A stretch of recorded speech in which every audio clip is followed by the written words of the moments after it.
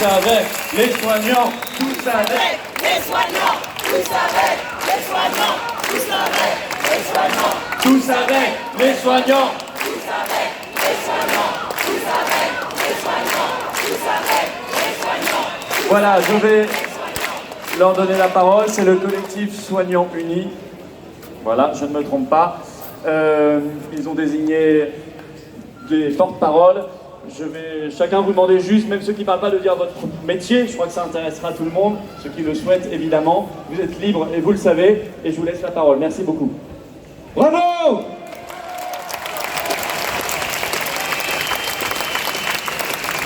Alors bonjour, je suis Elodie et je suis dentiste.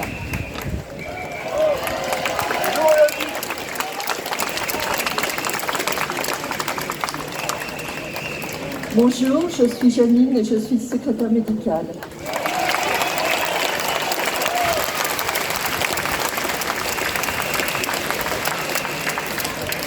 Bonjour, je suis Raphaël, kinésithérapeute dans le 92 en libéral et merci d'être là pour nous.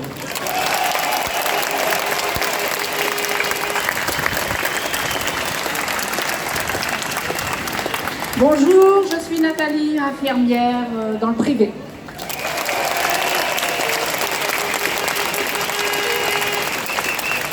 Bonjour à tous, je suis Florence, infirmière en psychiatrie et travaillant depuis 10 ans, plus de 15 ans à la l'AP.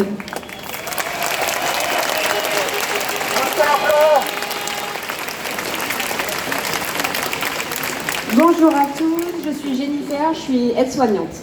Merci d'être là.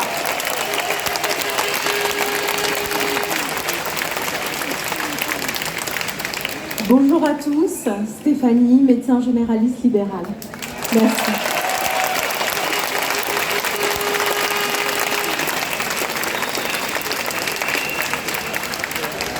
Bonjour à tous, je suis Aurélie et je suis psychologue.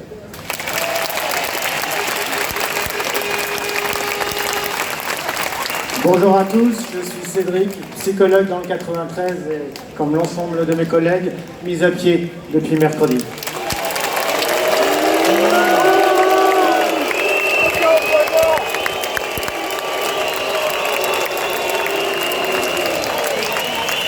Non, chacun chez l'hôpital public et du système de santé français.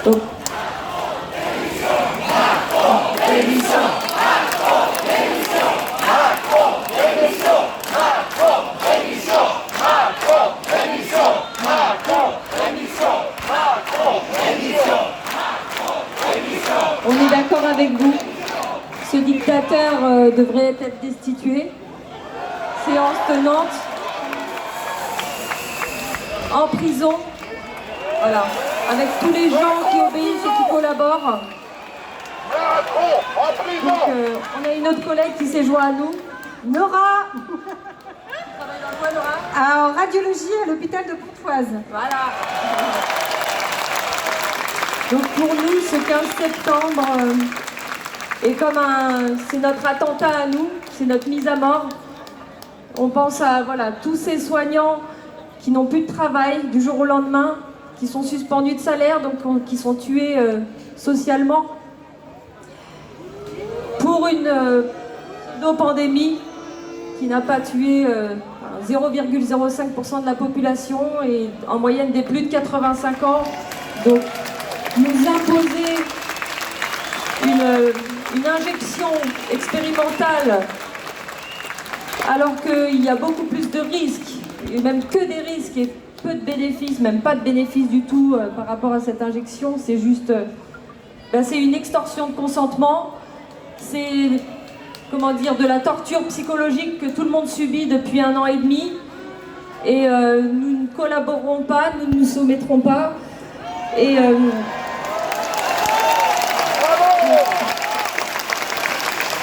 je veux dire merci à tous. Mercredi, nous avons fait une action, nous avons tous participé à une action collective, éphémère, devant le ministère de la Santé. Et j'ai été mis 24 heures en garde à vue de façon...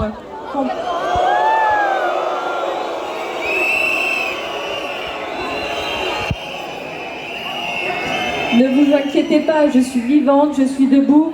J'ai beaucoup plus de peine pour tous nos collègues qui sont suspendus sans salaire et qui n'ont plus le droit d'exercer.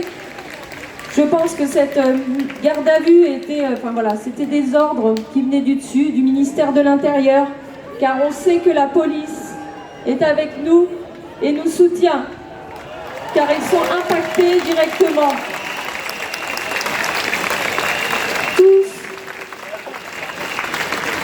on les remercie de leur soutien et on leur rappelle que dans l'article 434-5 du Code de déontologie de police, l'obéissance n'est pas due.